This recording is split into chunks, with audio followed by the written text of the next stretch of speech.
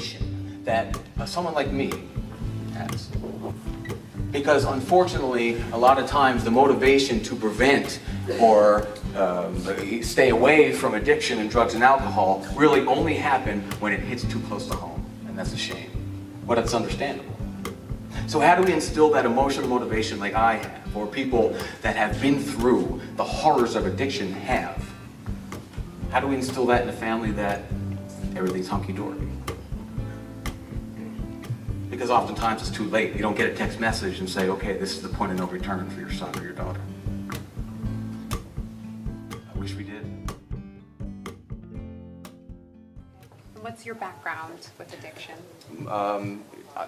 BA in Human Services. I also have a personal history, of addiction. I was a 17-year-old when I was diagnosed with cancer. Needing prescription pain medicines from the pain of cancer, unknowingly planted a seed that would haunt me for a decade. The last thing my parents thought would be a problem. They were focused on their son having cancer. The last thing they thought would come around the bend is some horrible addiction. And it did exactly to my family what it does to so many. And so many things that I preach now and I talk to parents about now happened in my family. Really encompassing the whole continuum of addiction. Really not pinpointing any type of chemical per se, just the enveloping horrors of addiction and how not only it affects the addict, the person who's addicted, but also really affects the families, loved ones. What addiction really wants is not just to hurt the addict, it wants to tear families apart. Just because your child is even succeeding, addiction holds no bounds. We've heard the cliche, addiction does not discriminate, and we know that intellectually. But how can we instill the motivation for parents to really set up a prevention plan in the homes? You see, our schools, especially this area, the Milford Prevention Council does a fantastic job of arming our students. But the message has to be a continuum at home. It has to be the exact message that's being told at home. If our children are hearing one message at home and a different message at school, they want to know what their parents think about this. And if that message is different, they will always default to what the parents say. So if we can fuse those ideas and have a partnership between parents and our schools, we can make some headway. Tim, first and foremost, I want to thank you for touching so many lives of the Milford youth in the past day and a half. I know you've spoken to 3 middle schools, a private school. I'm exhausted. Yes, our academy, and now tonight for the parents and for our community. So thank you. I know you've touched so many lives because I've read hundreds and hundreds of responses, plus on your Facebook page, of Milford youth that have reached out to thanking you. And what's really stood out for me is that your message got through to them. Their responses are not just, oh, that was a great speaker. It was, wow, I now will truly be myself and not pretend to be somebody else. So, thank you, Tim. Or, addiction will finally catch up with you. It's just when will it? So they were able to, recite the message that you said to them, which I took away as a very, very, very powerful. So thank you. Wendy, thank you. That is so refreshing to hear, that we made a dent. Keeping middle school kids attentive for an hour is never easy. I think working with you, we Milford Prevention Council and Live to Tell, we share the same goals. We understand what it takes, and we're relentless in that pursuit. The easy part was getting up in front of them. The easy part is that hour we spent with them. What the important part is now, and where the real work comes in, the real responsibility is pulling through. Taking those kids that have written those responses, those positive responses, and keeping on them, giving them a reason to love themselves every day, because it's those little nuances of teenage angst that addiction loves. Addiction loves the stresses that those kids go through. It loves the fact that parents are unaware. This is the only disease where lack of information, misinformation, or denial in spite of the correct information will kill you. This is the only disease that tells somebody who's addicted that they're not addicted, and usually in their own voice, which is pretty manipulative. Yeah. It's an unfair disease, and we got to end the stigma. Right.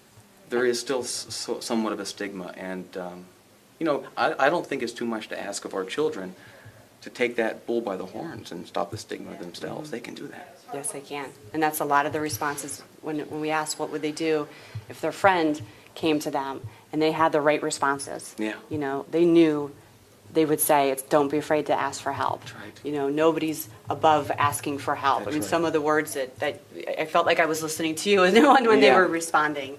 And the fact that, you know, one response was, you saved 5 kids' lives today at their school. It's amazing to hear. Isn't that? And that they won't get in trouble. Right, exactly. You know, that's the fear of our kids. Oh, I'll get in trouble. That's the first go-to, isn't it? You know, and I never understood, because I believed that as well. And I told them, I don't know if I would have ended up where I was years and years ago. Right. If I understood that I would have gotten more hugs than Right. I would ever imagined if I would have asked for help. You know, I never understood that addiction was patient. I always thought that if you did drugs, if you drank underage, you would see consequences right away. You would be kicked out of school immediately. You would be in that car accident, the pictures they used to show us. Right. I had no idea how patient this thing was. If addiction had its way, Wendy, like you know, and I talk to the kids about, if it had its way, it wants to string people along to the end, especially until the point where they gather all the things they've ever dreamt of. Right. A family, a job they're proud of, self-respect. At that point, it's fun I believe it's fun for addiction to rip it all away. And that's not just my story. Over the last decade, working with patients in inpatient facilities, outpatient, people really struggling, they say the same thing. Yeah. You know, there was a fun part of this in the beginning. There was a part where there was actually fun, so that was confusing to me. I thought I was doing it right. And then all of a sudden, I didn't get a text message warning me that this was going to happen. Right. And all of a sudden, addiction came and just ripped everything I loved out of my life. And it's taken me years to get it back.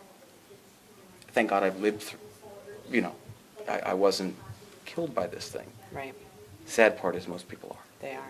And I think that's one of the stories you tell at the end is the people that you were with. You were one in a million, you know, that have gotten through this. And There were 4 people that were, you know, with me during those end stages, and they're all gone now. You know, so when a kid asks me why I do this, I tell them, well, I have to. I have to come and tell you what I know about addiction. You know, and it's not just say no. Right. Okay?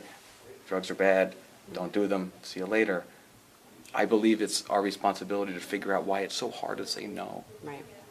You know, it's very hard and it's hard for adults to go back to when they were this age and put themselves in those smaller shoes and say and go back to you know and understand how hard it is for them to say no, how hard it was for us to say no when we're navigating through this really difficult time, trying to make friends, and oftentimes a yes will do that.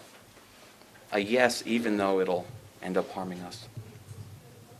It's that motivation I believe that you guys have and I have, and we share that motivation to use the tools that you've done such a great job instilling, the information. I think we do such a great job of arming our children with the tools, right? With the information about drugs and current trends. Instilling the motivation that unfortunately only happens to people that this addiction hits too close to home, you know?